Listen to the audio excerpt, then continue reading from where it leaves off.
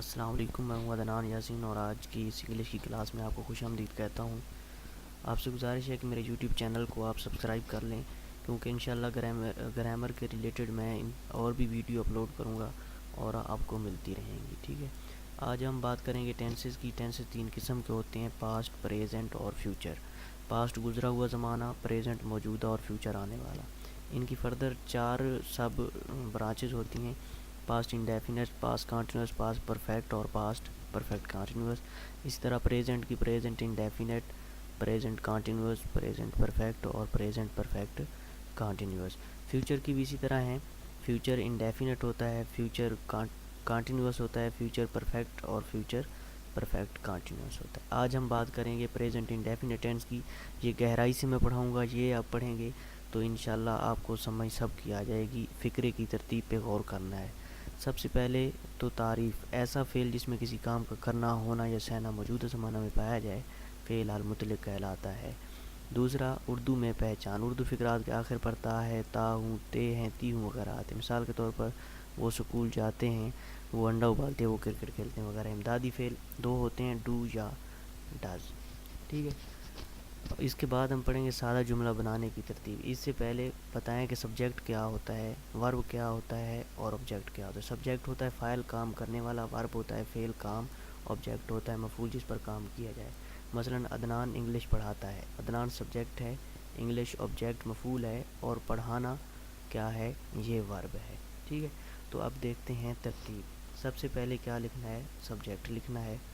اس کے بعد لکھنا ہے ورب کی فرسٹ فارم، پھر ایس یہ اس کا اضافہ ورب کی فرسٹ فارم کے ساتھ، پھر آبجیکٹ اور پھر فل سٹاپ۔ یہ سادہ جملہ ہے جس میں ہیلپنگ ورب استعمال نہیں ہوتا، یہ یاد رکھنا ہے۔ اور ورب کی فرسٹ فارم کے ساتھ ایس یہ اس کا اضافہ ہوتا ہے اگر سبجیکٹ واحد ہو تو۔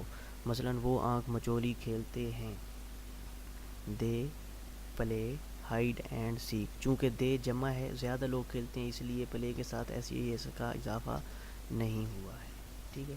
اس کے بعد وہ اسکول جاتا ہے، ہی گوز ٹو سکول۔ وہ ایک بندہ ہے، اس لیے گوز کے ساتھ ایس لگا ہے، گوز بن گیا ہے۔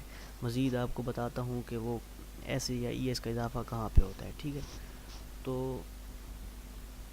یعنی کہ جو ہے نا ورب جن کے آخر پہ او سی ایچ ایکس او ایکس ایس اور ایس ایچ آتا ہے، ان کے ساتھ ایس کا اضافہ ہوتا ہے۔ مثلاً گو، گوز، باقی کے ساتھ صرف ایس کا ہوتا ہے۔ اب دیکھتے ہیں منفی بنانے کی ترتیب۔ منفی جملے کے لیے سب سے پہلے ہوتا ہے سبجیکٹ، پھر ہوتا ہے ہیلپنگ ورب اکارڈنگ ٹو سبجیکٹ، ڈو یا ڈز، پھر ناٹ، پھر first form of verb S یہ اس کا اضافہ نہیں کرنا، پھر آبجیکٹ، ٹھیک ہے۔ تو اب دیکھتے ہیں کہ ہیلپنگ ورب کہاں پہ استعمال ہے۔ ہی، شی، اٹ جو ہے یہ یا کوئی سنگل نام ہوتا ہے یا سنگولر پروناؤن نون ہوتے ہیں تو اس کے ساتھ ڈز ہوگا۔ آئی، وی، یو، دے، یا کوئی پلورل ہوگا یا جمع کوئی نام ہوں گے یا فاعل زیادہ ہوں گے تو پھر ڈو استعمال ہوگا، ٹھیک ہے۔ تو آگے چلتے ہیں۔ وہ آنکھ مچولی نہیں کھیلتے ہیں، they do not play hide and seek. Do اس لیے لگا ہے کیونکہ وہ زیادہ بندے ہیں، دے ہے۔ Do not play hide and seek. وہ اسکول نہیں جاتا ہے، یہ سمپل بنایا تاکہ آپ کو سمجھ آ جائے، ٹھیک ہے۔ He does not go to school, he کے ساتھ ڈز لگتا ہے اس لیے he does not go to school. سادہ سوالیہ بنانے کی ترتیب کیا ہے؟ سب سے پہلے لگتا ہے ہیلپنگ ورب، پھر لگتا ہے سبجیکٹ، پھر ورب کی فرسٹ فارم ایس یا یہ اس کا اضافہ نہیں کرنا، پھر آبجیکٹ اور پھر سوالیہ نشان لازمی لگانا ہے۔ کیا وہ آنکھ مچولی کھیلتے ہیں؟ تو اب وہ زیادہ ہے نا، ڈو استعمال ہوگا۔ Do they play hide and seek. کیا وہ آنکھ مچولی کھیلتے ہیں؟ کیا وہ آنکھ مچولی نہیں کھیلتے ہیں؟ تو اب کیا کرنا ہے، سبجیکٹ کے بعد ناٹ لگانا ہے۔ Do they not play hide and seek.